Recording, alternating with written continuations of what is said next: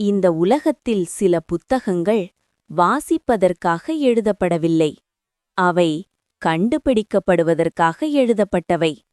மழை சத்தத்துக்குள் ஒரு வயதான தமிழ் பேராசிரியர் தன் வாழ்நாள் முழுக்க சேர்த்த புத்தகங்களை பார்த்து கொண்டிருந்தார். அப்போது காலம் மறந்த ஒரு புத்தகம் அவரின் வாழ்க்கையை மாற்றப் போகும் கதையை தொடங்கியது.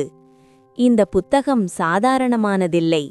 ஓலைச் சுவடிகள், பழைய கோயில் வரைபடங்கள், மறைமுக குறியீடுகள். ஒவ்வொரு பக்கமும் சொன்னது ஒரே விஷயம்: ராஜராஜ சோழன் காலத்தில் மறைக்கப்பட்ட ஒரு ரகசியம். இது கற்பனையா அல்லது மறைக்கப்பட்ட வரலாறா என்று பேராசிரியரின் மனம் கேட்டது. நூற்றாண்டுகளுக்கு முன்பு தமிழகத்தின் பெருமை, சோழர்களின் சக்கரவர்த்தி ராஜராஜ சோழன். அவர் வெறும் அரசன் அல்ல, அவர் எதிர்காலத்தை நினைத்த ஒரு காவலன். என் மக்களுக்காக, என் காலத்திற்குப் பிறகும் இந்த செல்வம் வாழ வேண்டும். பொன்னும் நகைகளும் செல்வங்களும் பூமிக்கடியில் பாதுகாப்பாக மறைக்கப்பட்டது. பேராசைக்காக அல்ல, பசிக்கெதிரான ஆயுதமாக. காலம் கடந்து அந்த ரகசியம் மண்ணோடு மண்ணாகியது. இன்றைய காலத்தில் அந்த புத்தகத்தில் சொல்லப்பட்ட கோயில் நிசப்தம், இருள், மறைந்த வரலாறு. நான் தவறாக இருந்தால், இது உண்மையென்றால்? பேராசிரியர் பயமும் ஆர்வமும் இரண்டுக்கும் நடுவில் நின்றார். அது உண்மை. பொன் நூற்றாண்டுகளாக உறங்கிய செல்வம். அந்த செல்வத்தை பார்த்து அவர் மகிழவில்லை, அவர் அழுதார். ஏனென்றால் அது அரசனின் செல்வம் அல்ல, அது மக்களுக்கான நம்பிக்கை.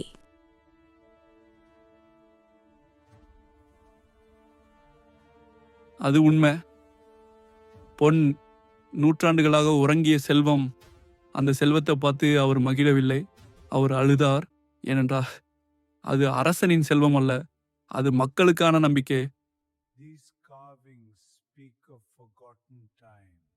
இது எனக்கு எனக்கு சொந்தமா?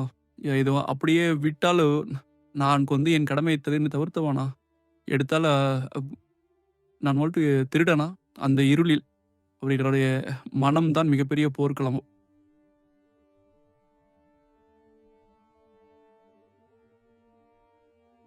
இறுதியில் அவர் ஒரு முடிவை எடுத்தார். அரை செல்வம் வரலாற்றுக்காக, அரை செல்வம் மனிதத்திற்காக. பேராசை இல்லாமல் அது பொறுப்புடன்.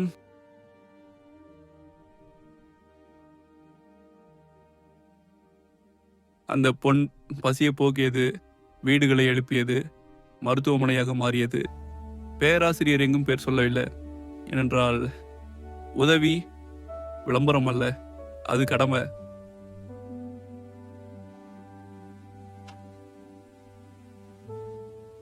கல்வி கனவுகளுக்கு வழி. அந்த செல்வம் புத்தகங்களாக மாறியது, எதிர்காலமாக மாறியது. அதை கண்ட அவர் முகத்தில் முதல் முறையாக அமைதி.